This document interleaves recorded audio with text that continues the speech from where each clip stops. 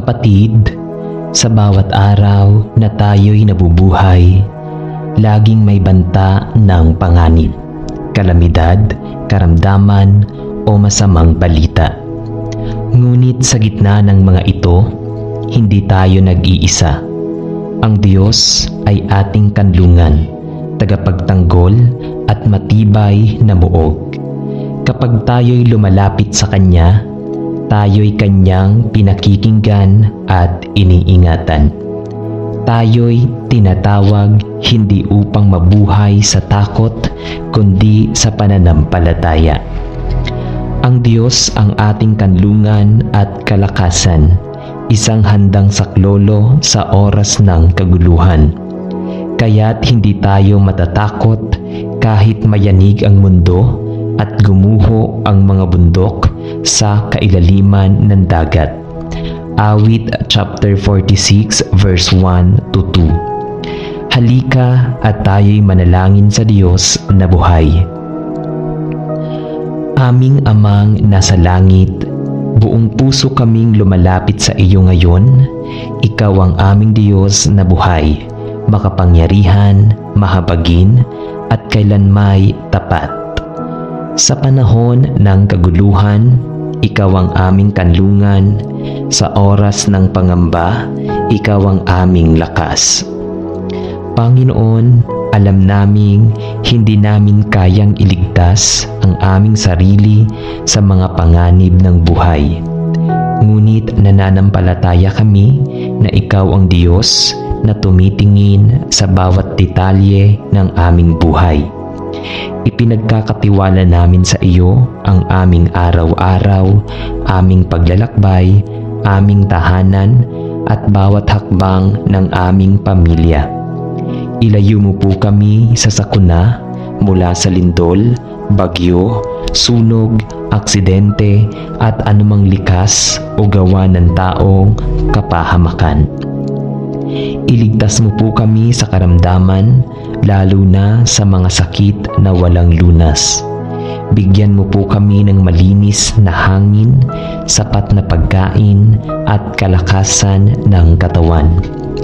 Iligtas mo po kami mula sa kasamaan ng mundo, sa kasinungalingan, tukso at pananakit ng kapwa. Pag-ingatan mo po ang aming mga anak, ang aming mga magulang, at bawat miyembro ng aming pamilya. Ipadama mo po sa kanila ang iyong presensya saan man sila naroroon. Panginoong Jesus, ikaw ang aming tagapagligtas. Sa pamamagitan ng iyong dugo, kami tinubos mula sa kapahamakan ng kasalanan. Linisin mo ang aming puso at gawin mo kaming karapat-dapat sa iyong proteksyon.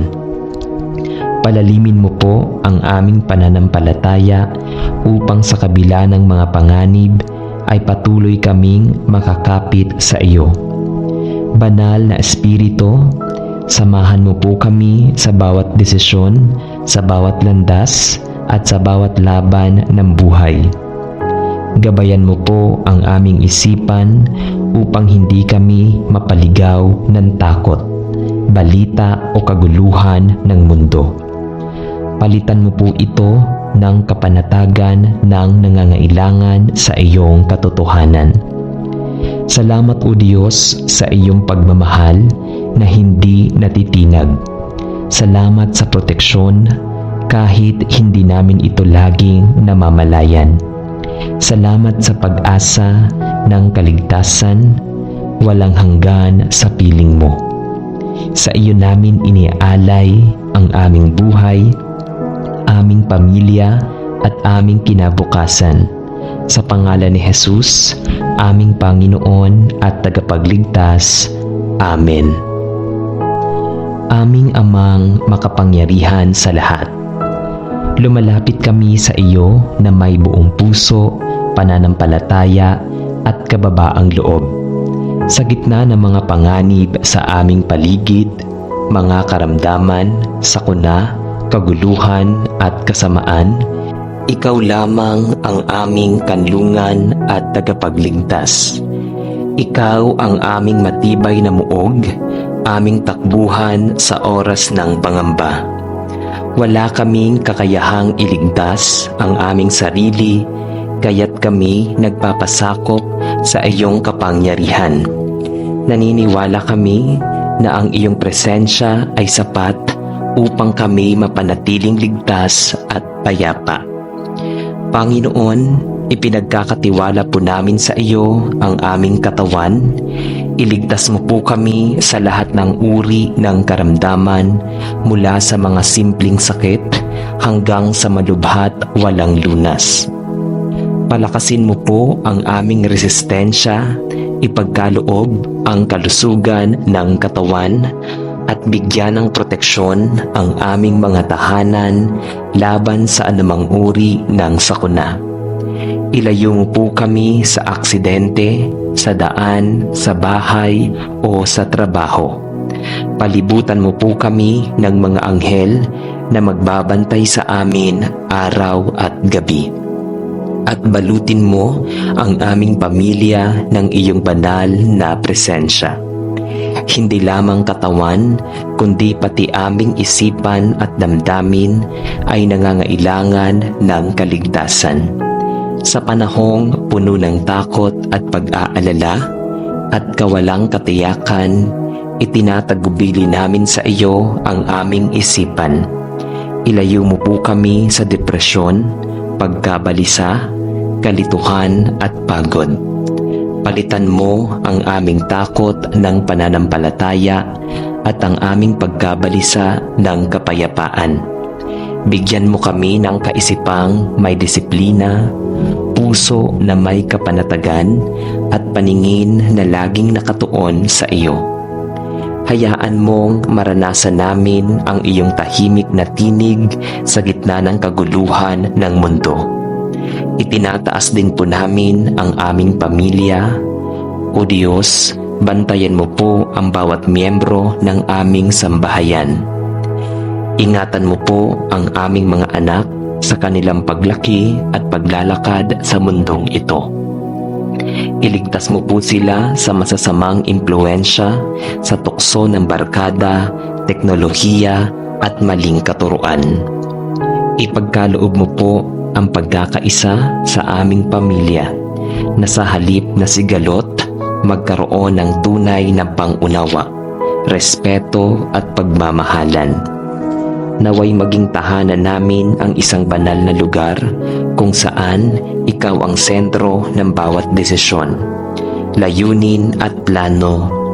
Panginoon, isinasamo rin namin ang kaligtasan ng aming pamayanan, ng aming bayan at ng buong mundo. Sa panahong maraming bansa ang nahaharap sa giyera, kahirapan at kalamidad, kayo lamang ang aming pag-asa. Itaas mo ang mga pinunong may takot sa iyo, mga lider na may malasakit, katapatan at integridad. Iligtas mo po ang aming bayan mula sa kasamaan at bigyan mo kami ng matahimik na lipunan kung saan namamayani ang katarungan at pagmamahal sa kapwa. Gamitin mo ang mga simbahan, ang bawat Kristiyano upang magdala ng liwanag sa mundong ito. Higit sa lahat, Panginoong Hesus, inilalapit po namin sa iyo ang aming mga kaluluwa. Iligtas mo po kami mula sa kasalanang nagpapahiwalay sa amin sa iyong banal na presensya. Linisin mo ang aming puso, patawarin ang aming mga pagkakasala at gawing bago ang aming buhay.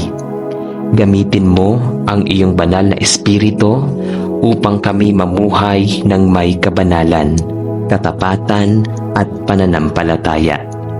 Nais naming maging handa sa iyong muling pagbabalik. Isulat mo po ang aming pangalan sa aklat ng buhay at huwag mong hayaang kami maligaw ng landas. Sa iyo ang lahat ng kapurihan, pagsamba at pagtitiwala ngayon at magpakailanman. Sa pangalan ng aming Panginoon at tagapagligtas na si Jesus, kami nananalangin. Amen. Panginoon naming Diyos, sa pagpapatuloy ng aming pananalangin, aming inaamin na higit pa sa pisikal at panlabas na mga panganib, ang mas malalim na labanan ay nagmumula sa aming mga kalooban. Sa pagod ng aming pananampalataya, sa panghihina ng aming loob, at sa katahimikan ng aming pagdududa. Kaya't itinataas po namin sa iyo ang aming mga paninindigan. Iligtas mo po kami sa pandalamig ng aming pag-ibig sa iyo.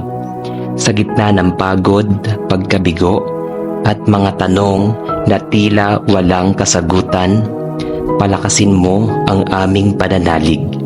Bigyan mo kami ng pusong hindi bumibitaw, ng isipang kumakapit sa katotohanan, at ng espiritong nananatiling matatag kahit sa gitna ng unos.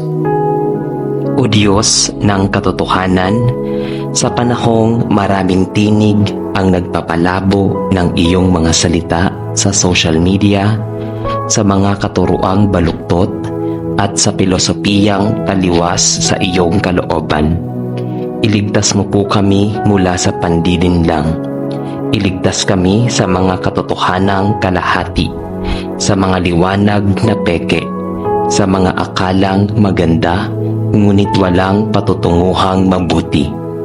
Itanim mo po sa aming puso ang iyong salita at gawin mo kaming mga tagapagtanggol ng katotohanan sa paraan ng kababaang loob at pag-ibig. Turuan mo kaming tumayo sa tama kahit kami mapag-isa, at lumakad sa liwanag kahit madilim ang paligid. Panginoon, inilalapit din po namin ang aming kinabukasan sa mundong hindi na sigurado, kung saan ang bukas ay tila hindi tiyak. Ikaw lamang ang aming katiyakan. Iligtas mo po kami mula sa takot sa hinaharap. Ipagkaloob mo po sa amin ang tiwala na ang iyong plano ay mabuti, ang iyong layunin ay matuwid, ang iyong timing ay perpekto. Turuan mo kaming maghintay, magtiwala at magpatuloy. Kahit hindi namin nakikita ang buong larawan ng aming buhay, Panginoon, kung anuman ang darating, pagpapala man o pagsubok, naway manatili kaming matatag sa iyong mga kamay. Ililigtas mo rin po kami, O Diyos, sa mga panahong kami sinusubok, hindi ng trahedya, kundi ng tagumpay. Sa mga panahong kami pinagpapala, paalalahanan mo po kami na ang biyaya ay hindi dahilan upang lumayo sa inyo. Sa gitna ng kasaganahan, huwag kaming maging palalo. Sa gitna ng papuri, huwag kaming magnakaw ng kaluwalhatian. Iligtas mo kami mula sa kayabangan, pagkakampante, at pagiging makasarili. Itanim sa amin ang espiritu ng pasasalamat, pagkakawang gawa, at pagpapakumbaba. At Panginoon, huwag mong hayaang mawalan kami ng awa sa aming kapwa. Iligtas mo kami sa pagiging manhid sa hirap ng iba. Sa gitna ng aming sariling mga dalangin para sa kaligtasan, itanim mo sa aming puso ang malasakit para sa mga naliligaw, nawawala at walang kakampi. Tulungan mo kaming maging kasangkapan ng iyong pag-ibig na sa halip na mabulag sa sarili naming pangangailangan, matuto kaming manalangin din para sa iba, tumulong at umalalay. Gamitin mo kami upang ang iba'y makakilala sa iyo. Sa wakas, aming Ama, hinihiling namin ang kaligtasan, hindi lamang sa ngayon, kundi hanggang sa huling sandali ng aming buhay.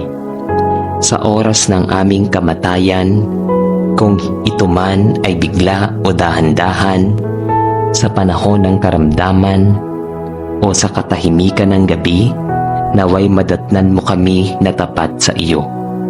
Huwag mo kaming hayaang mamuhay ng may takot sa wakas, kundi ng may kapayapaang buhat sa katiyakang kami sa iyo. Sa sandaling kami tatawagin mo, kami sasagot ng may pananampalataya, dahil alam naming kami ligtas sa iyong mga bisig magpakailanman.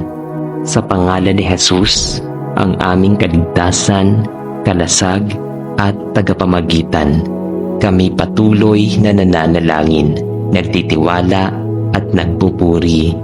Amen.